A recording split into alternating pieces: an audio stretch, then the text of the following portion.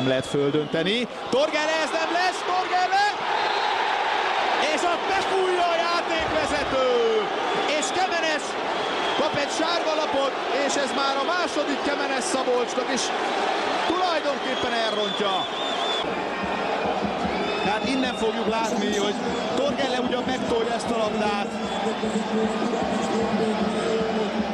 És Torgele Sándor egyébként az egyetlen egy megoldást választotta, ne hosszantolta meg a labdát, és ez most bejött. Lovrics pedig kéri a kapusmeszt, mert ő fog beállni a kapuba. Bár ezt meg kell még rúgni, ezt a büntetőt, azért ezt ne felejtsük el.